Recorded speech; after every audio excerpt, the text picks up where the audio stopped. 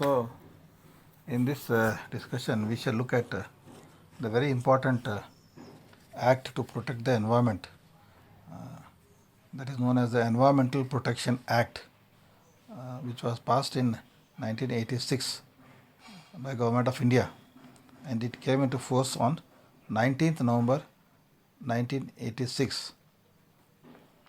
So actually, the United Nations Conference on Human Environment was there, and India is a party to that United Nations.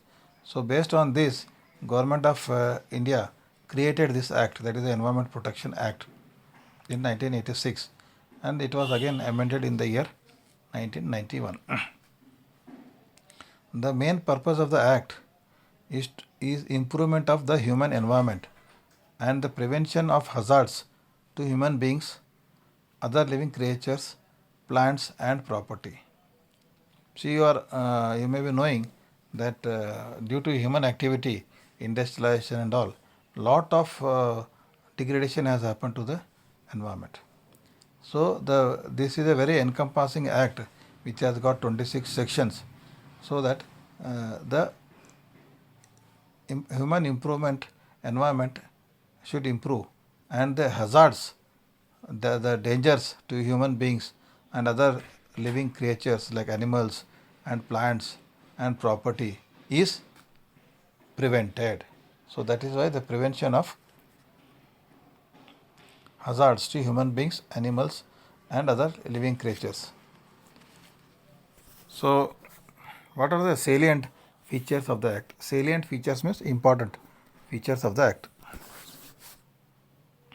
So the central government shall have the power to take all such measures as it deems necessary or useful for the purpose of protecting and improving the quality of environment and preventing, controlling and decreasing environmental pollution.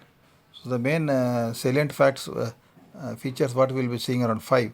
The first one is the Government of India will take measures to protect the environment so that it prevents the environmental pollution, it controls the pollution as well as it decreases the environmental pollution.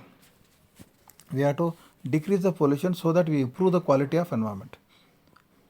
No person carrying out any industry, operation or processes shall discharge or emit any environmental pollutants or permit to do so in excess of such standards as may be prescribed.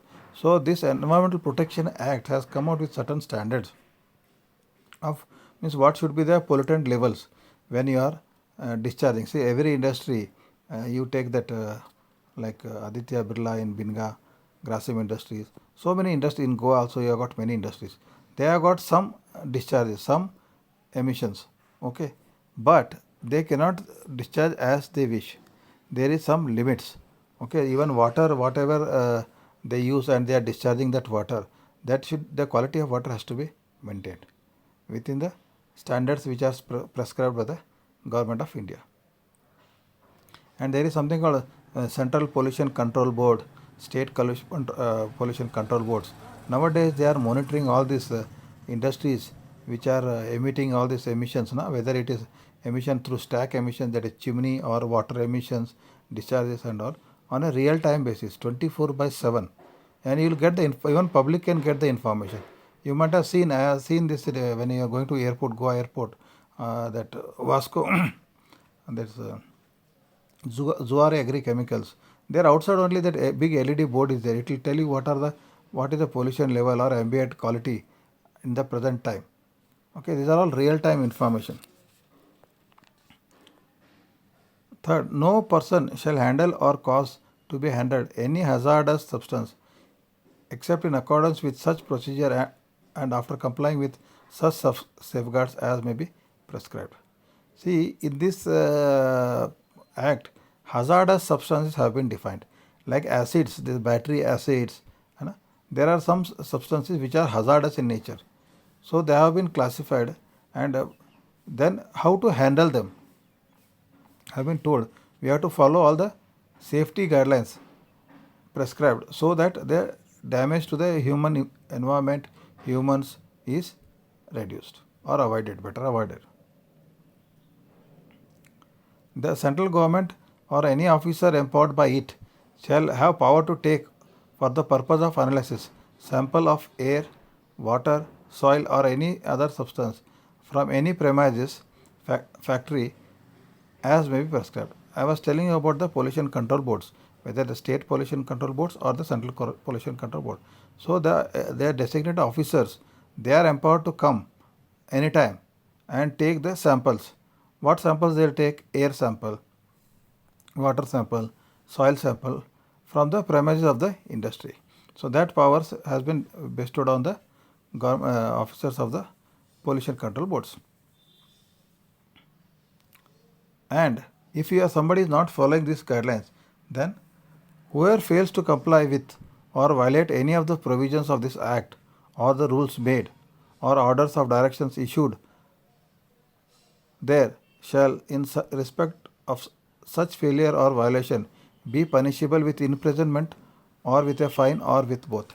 See, if some industry is not following the guidelines of the emissions, whether water emissions, air emissions, soil emissions and all, then and these officers, they come and say, take the sample and find that in their laboratories. They have got their own laboratories also. If they find that there is a violation of the orders of the central government or the state government, then such industries are punishable. So the punishment can be both. They can be put in jail for a certain period, or they can be penalized with monetary penalty, fine. Okay. So both are there, and if for the first instance, and if they continue to violate, they may even ask for closure of the factory also. So a lot of powers are bestowed with the pollution control boards, that is authorities of the central as well as state governments. So this was a very encompassing act which was enacted in 1986 and last amended in 1991, and it definitely takes care of the human environment, living creatures, plants as well as property. Thank you. Students, now in these discussions we shall look at the various acts the government of India to prevent pollution. First the Air Act, then the Water Act, then you got Wildlife Protection Act, Forest Conservation Act, and finally we will see the EIA, that is Environmental Impact Assessment. In this discussion we will look into the Air Act.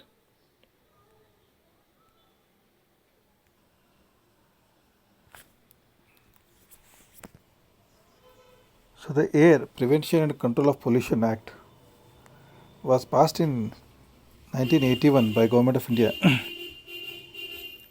to clean up our air by controlling pollution. The pollution levels in the air have now become very high, and they are leading to a lot of problems to human life as well as flora and fauna. So Government of India has passed this act, Air Act, in the 1981, so that we can have better quality of air in our country. So the main objectives of this act are to provide for prevention, control and abatement of air pollution.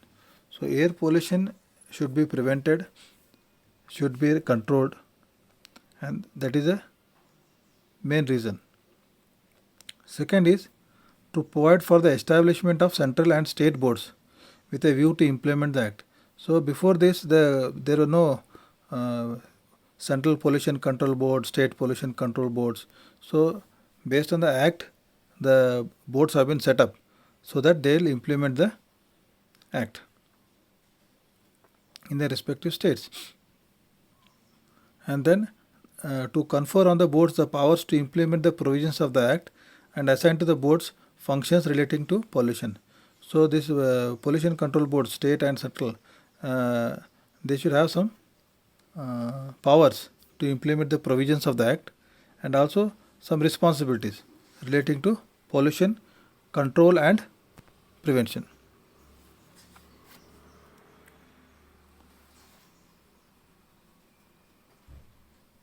The presence of pollution beyond certain limits due to various pollutants discharged through industrial emissions are monitored by the pollution control boards set up in every state.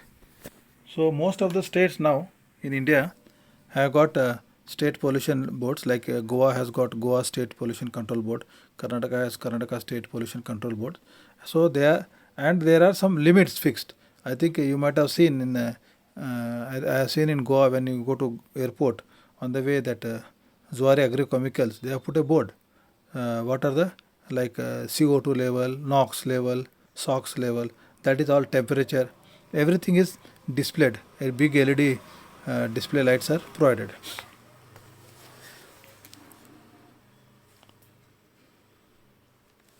The central board.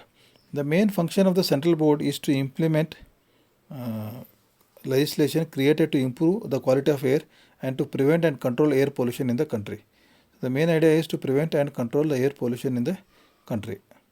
The board advises the central government on matters concerning the improvement of air quality and also coordinates activities, provides technical assistance and guidance to state boards, and lays down standards for the quality of air. So this air quality, whatever is there, the limits have to be fixed. So the limits of pollutants which can be sent into the atmosphere, they are fixed. Like in all the industries, in the chimneys, the emissions are being dumped to the atmosphere. So the central board, pollution control board, that comes out with the standards, and they revise the standards also for the quality of air. And they also advise the respective state governments as well as central government regarding the improvement of air quality, and also coordinates the various activities and provides technical guidance. Now coming to state board. The state boards have the power to advise the state government on any matters concerning prevention and control of air pollution. They inspect air pollution control areas at intervals or whenever necessary. So in any state like Goa state, Karnataka state, so this pollution control boards, every districts, they have got their offices, environmental officers are there. So they will inspect, they have got full powers to go and inspect the industries and collect the samples. They are empowered to provide standards for emission to be laid down for different industrial plants with regard to quality, quantity and composition of emission of air pollutants into the atmosphere. So these state pollution boards, they are empowered to provide standards of emission for different industries, okay, regarding the composition of emissions of air pollutants into the atmosphere. I can give some example, like power plants are there now, like coal-based power plants. So they release lot of sulfur into the atmosphere. So Government of India and state government, they have advised now the thermal power plants to implement desulfurization of the flue gases, so that you take out sulfur from the flue gases before you send it to the atmosphere. Similarly, to reduce the fly ash in the chimneys of the power plants, they advise that there should be ESP, that electrostatic precipitator, to be installed, so that the fly ash in the emissions, air emissions through chimneys are reduced. So these kind of recommendations are given by the state as well as central board, and they are implemented by the various industries. A state board may establish or recognize a laboratory to perform this function. And even some states, they have got even central government has got central pollution control board has got lot of laboratories. They check lot of properties of water, air, soil, etc. And they have established almost full-fledged laboratories for the same. And even some private laboratories are also there, which are doing the consultancy business. So if the industry is not following the Air Act, the prevention and control of pollution, then there are penalties levied. The persons managing industry are to be penalized if they produce emissions of air pollution in excess of the standards laid down by the state board. So any industry, especially the management, top management, will be held responsible if excess pollutions are released into the atmosphere. The board also makes applications to the court for restraining persons causing air pollution. If somebody is not listening, then the state board can approach the respective courts so that the pollution can be prevented or reduced. So these are the salient features of the Air Act of 1981.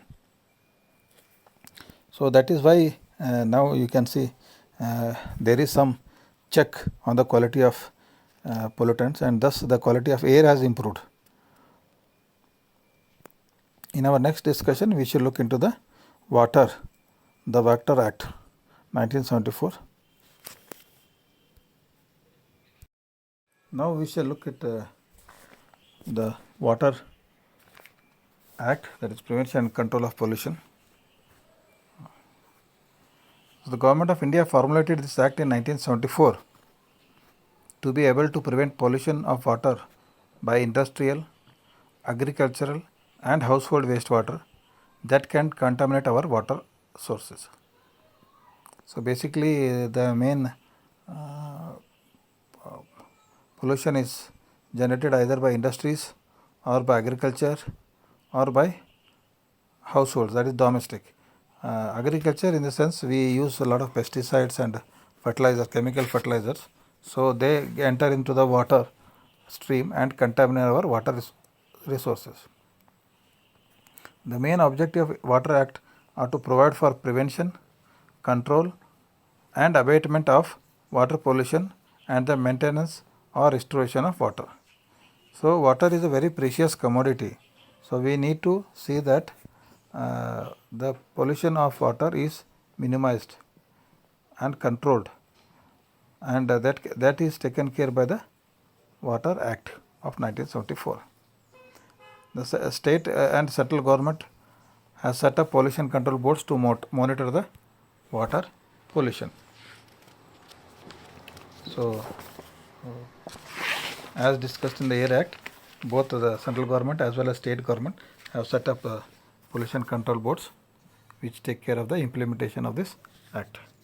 So what are the salient features? Salient means important features. The act aims at restoration of wholesomeness of water. See, wholesomeness of water means we drink water, so water should be not having any strong odor, smell should not be there, strong taste should not be there, strong color should not be there.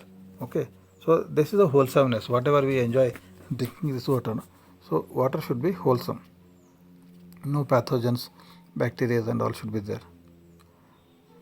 The water is designed to assess pollution levels and punish polluters. So basically it is designed to see that the industries or agriculture or households, they don't pollute, and if somebody is polluting, there are provisions for punishment. The Water Act of 1974 along with the amendments in 1978 is an extensive legislation with more than 60 sections for prevention and control of water pollution. So this is the main provision actually. It has 60 sections and it was implemented in 1974 but again amended in 1978. This act empowers the boards to take water samples for analysis, govern discharge of sewage, trade effluents, study or inspect appeals.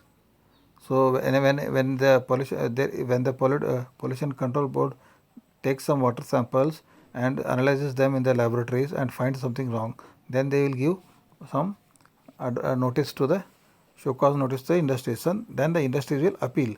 So this appeal also they will study, and revision of policies, set minimum and maximum penalties, publication of names of offenders. If somebody is willfully offending, then their names are published in media. Offences by companies or government departments. Then establish or recognize water testing laboratories and standard testing procedures. So each water has got more than 50 parameters to be tested. So there are some recognized laboratories also, and also some standard procedures are given as per Indian standard procedures. There are procedures for testing the water. And prevention and control of water pollution is achieved through a permit or a consent administration procedure. So before the industry is set up, the industry has to take a permit.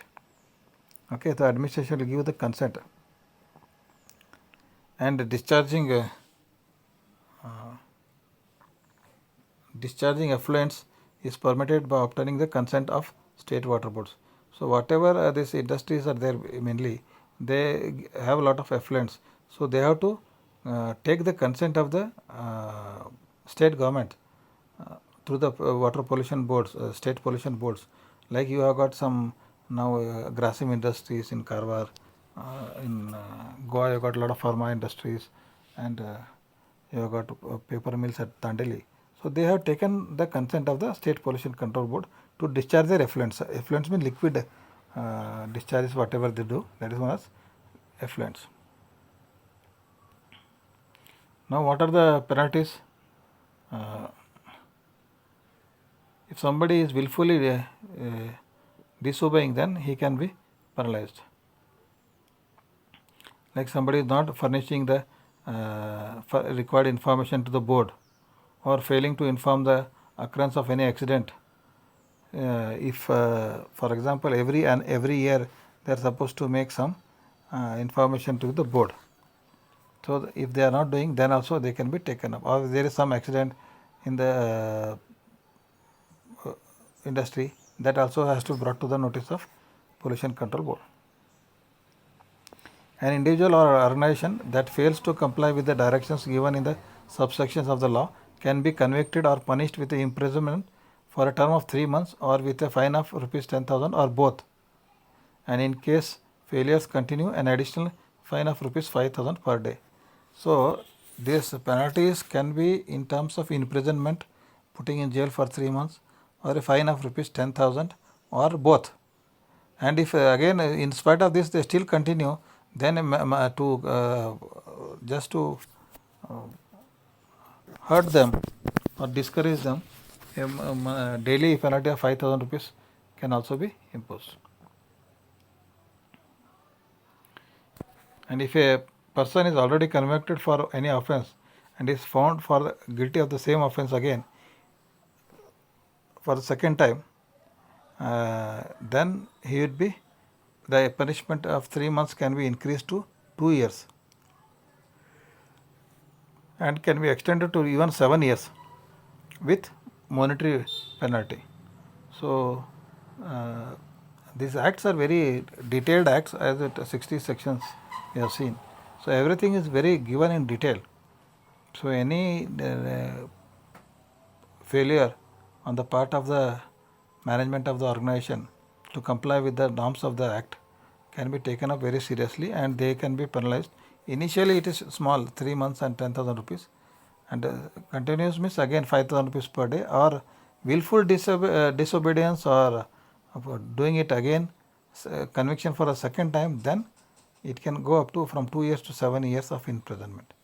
So the very strong provisions are there in the Water Act of 1974.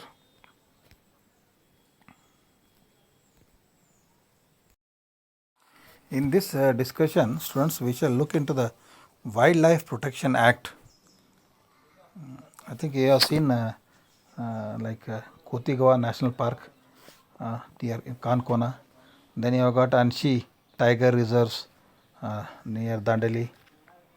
So these all have been created to protect the wildlife. So Government of India in the year 1972, they have come out with the act aimed at preserving and protecting the wildlife. So wildlife means it includes all plants, animals. So let us see the salient features, that are the important features of this act. This act envisages national parks and wildlife sanctuaries as protected areas to conserve wildlife. So I gave example of Kotigawa National Park, Ansi Tiger Reserve. So these are all wildlife sanctuaries, are protected areas basically. So you can't go for hunting and all there, so that we conserve the wildlife. Under this act, the wildlife populations are regularly monitored and management strategies are formulated to protect them. Like tigers, how many tigers are there in India? Less than 2,000 tigers are there. So the population is regularly monitored. So annually, once in 2 years, they will check whether the population is growing or reducing, and they will take proper strategies to protect the endangered species like tigers. The Act covers for the rights of forest dwellers. The Act permits restricted grazing in sanctuaries but prohibits the same in national park. So grazing means this cattle, these villagers, they'll take their cows, buffaloes for grazing, eating or grass. This is known as grazing. So in sanctuaries it is allowed, but it is not allowed in the national park like Panerghatta National Park and all. The Act also prohibits collection of non-forest timber which might not harm the system. So this some people, they cut trees and take the timber for burning. So it prohibits this Act prohibits the collection of non-forest timber. The Act provides a comprehensive list of endangered species and prohibits hunting of the same. So you know that Salman Khan was caught in a case that black buck and all. So there are endangered species. So hunting is not allowed. The Act provides for setting up national parks, wildlife sanctuaries like Banerghatta National Park in Bangalore. The Act provides for constitution of a central zoo authority. The Act provides a ban on trade or commerce of commercial animals. The Act provides legal powers to officers to punish the offenders. And under the Act, captive breeding programs for endangered species have been initiated. As I was telling, some endangered species animals which are becoming extinct now, the population is reducing. Now they have to be protected. So there is captive breeding. For example, in Goa, you can see that Galji Bagh beach and all, their turtle nursing they take, breeding stations are there. Okay, so that is provided. So they are all endangered species and we are trying to increase their population. So what are the penalties? If any, the offence is punishable with imprisonment for a term which may extend to 3 years or with a fine of 25,000 rupees or both. So please understand, this 25,000 rupees fine and all was introduced way back in 72. That time the monetary value was different, and that 3 years term is there. Jail also. An offence committed in relation to any use of meat for any such animal or animal articles such as trophy shall be punishable with imprisonment for a term not less than 1 year and may extend to 6 years and a fine of rupees 25,000.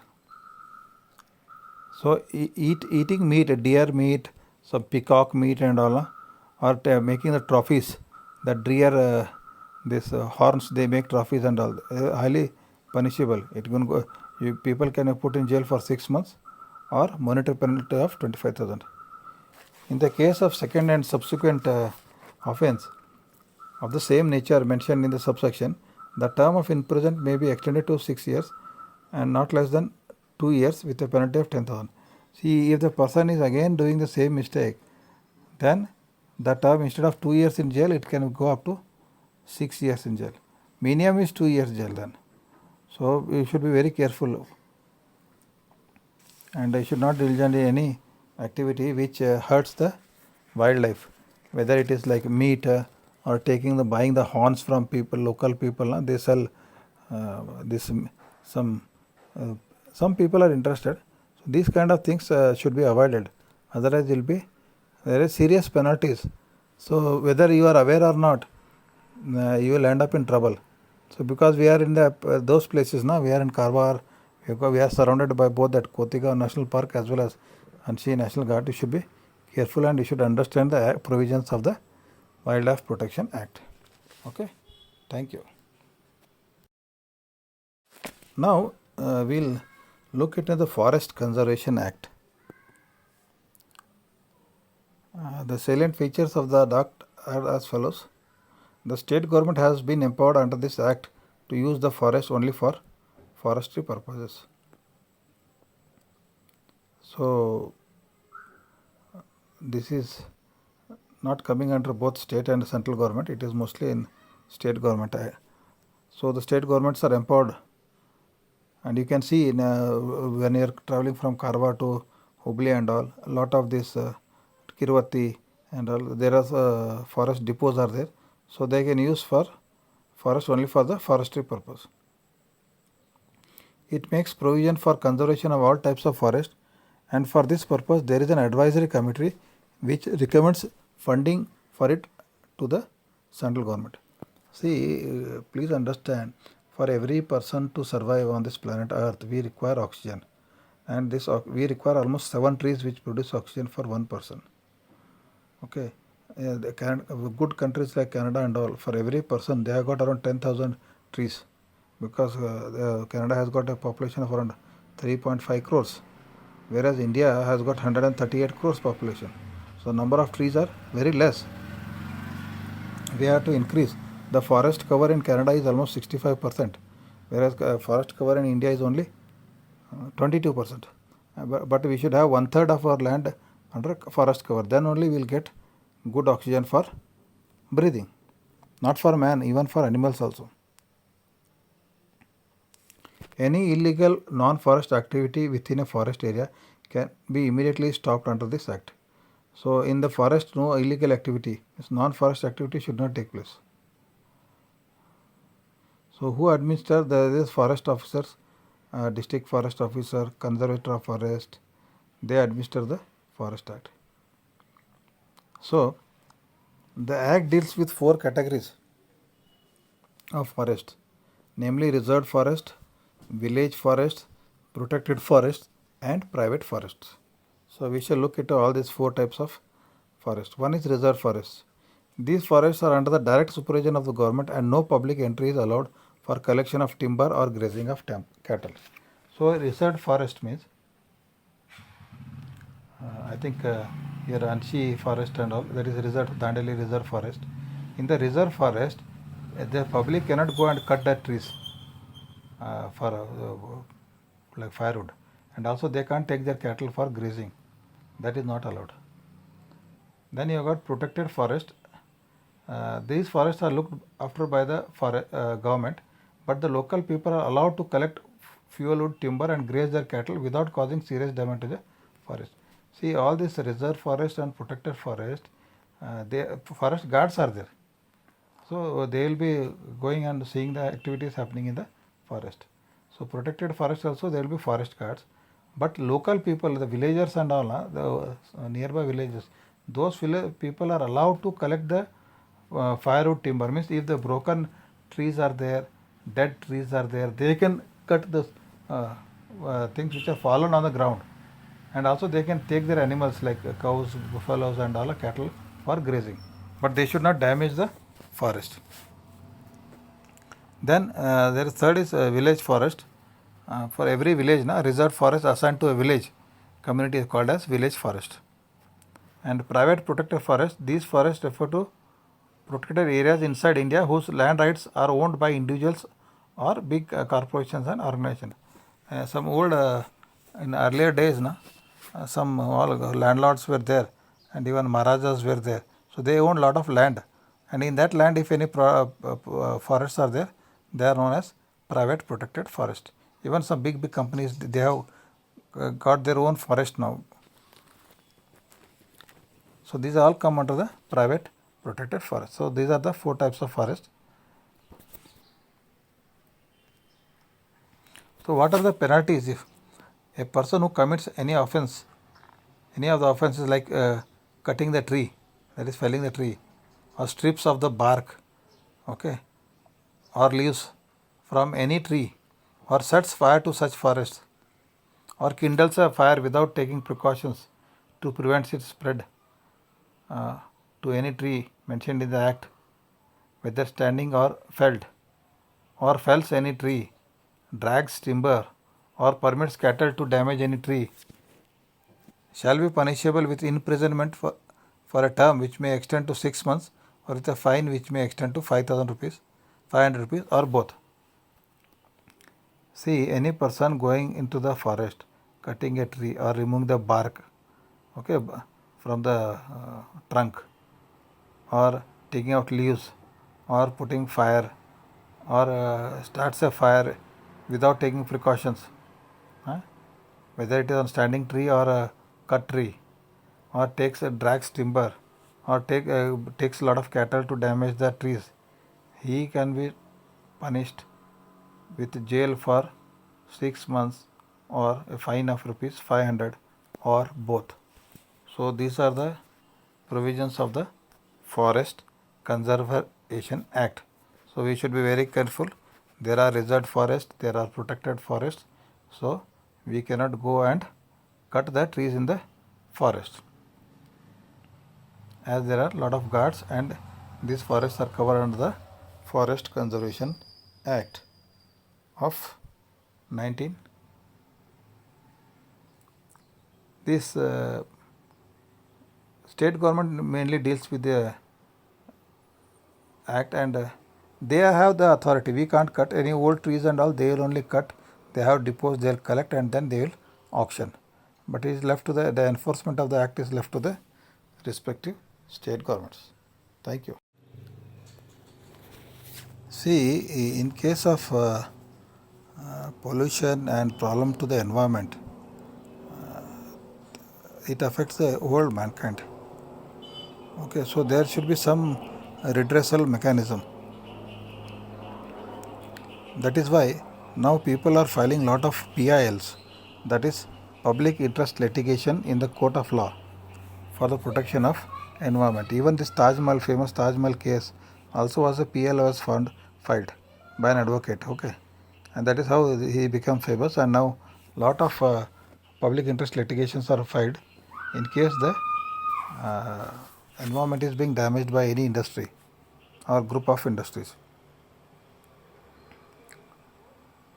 So environmental regulation is evolved to guard our surroundings as a whole, our earth, our health, and the earth's assets. The presence of a regulations to guard air, water, soil, etc.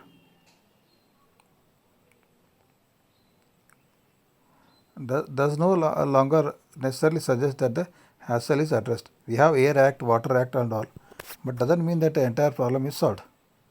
For a successful environmental rules to be implemented, there has to be a powerful corporation to gather relevant data, procedure it, and bypass it on a regulation enforcement organization. So we should have an organization which collects the data and can study the data and pass it on to the enforcement organizations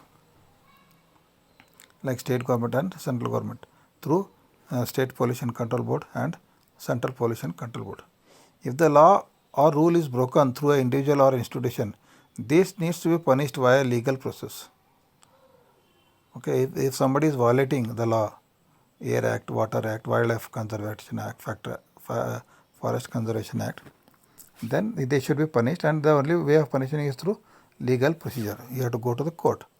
The interested involved individual should file a public interest litigation for the protection of the surroundings. People need to keep an eye and inform the concerned to see that actions are taken against the offenders. So lot of interest is now growing in the environmental protection by the society, and we have to file PILs, public interest litigations, in the court of law, and the cases are being held and dealt based on the various acts. Infringement of, say, he is not following the Forest Conservation Act, means he will be taken under that act. If he is discharging lot of dirty water into the surroundings or water streams, then it will be covered under the Water Act. And similarly the case for Air Act also. If a lot of smoke and all is pollutants are thrown through the chimney, then they will be taken under the Air Act. Okay, so these are the ways in which the environmental regulations are implemented. Thank you. Now we shall look at EIA. EIA stands for Environmental Impact Assessment.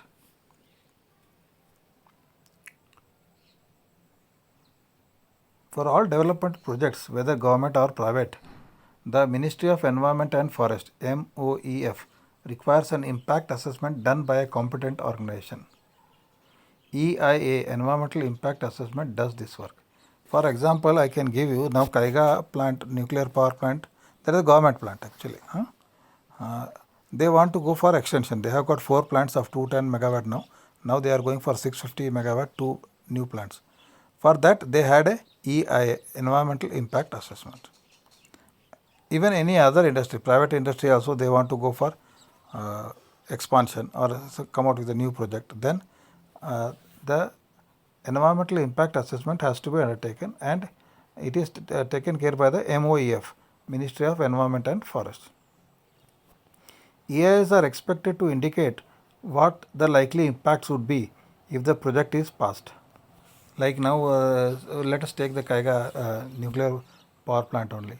So what will happen if the project is passed, once it comes to commissioning and all? So what will be the pollutants and what will be its impact on the environment?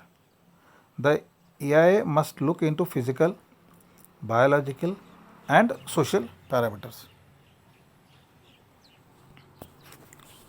So all the parameters, whether it is physical parameter, biological or social parameters, also has to be taken. Means the local villagers, they will be affected also.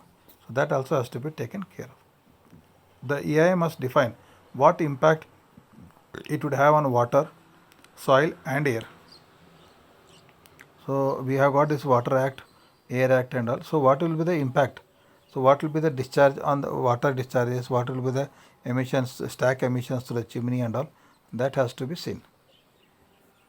It as well requires that the account on flora and fauna, particular in the arena, is accurate, and to specify if there are any endangered breed whose abode or activity may be abnormally affected. See, every area, like now we are in Uttar Kannada district, that has got its own flora and fauna, okay, wild plants and animals, one thing. And it may also have some endangered breeds, some animals specific to that particular area. Okay, so this should EIA will also define whether it is having any impact on this endangered species and the flora and fauna of that particular area. The Ministry of Environment and Forest has identified large number of projects that need clearance on environmental grounds. After the Environmental Protection Act of 1986 was passed, an EIA to get an environmental clearance for a project is mandatory. So whenever any new project is coming, whether it is government or private, you need to come out with a EIA to understand the impact on water, air and soil, also the wildlife and plants. So now EIA to get an environmental clearance for a project is mandatory. So to get a clearance from the environment department, then EIA is required. Only when the impact is known, then they will give the clearance by the environmental department. To get an environmental clearance, the proposer of the undertaking is expected to apply to the State Pollution Control Board. The Pollution Control Board examines and confirms that the EIA can be initiated. The agency that does the assessment submits the report to the proposer. The report is forwarded to the Ministry of Environment and Forest, which is the impact assessment authority and grants the project clearance. So this clearance is for all these factories, now all this, like I was telling, now suppose even Grasim Industries, they want to go for expansion and they have put a new phosphate plant. So for that also they have got a environmental impact assessment. Okay. And sometimes they will have even public hearings also. So they will call all the people, they will publish in the newspaper, they will call the people and they will hear any objections are there by the people. And also they will analyze the impact on the land, water, air, wildlife, animals, plants in that area. So the person who wants to set up like Nuclear Power Corporation of India, they want to go for the 5th and 6th unit. So they will apply to the State Pollution Control Board, and then the Pollution Control Board will confirm that, and the EIA environmental impact assessment can be initiated, and there will be an agency which undertakes this work and gives the report to the proposer, and this report is forwarded to the Ministry of environment and forest, and that will give the clearance for the project. So this is about the EIA. Okay, thank you.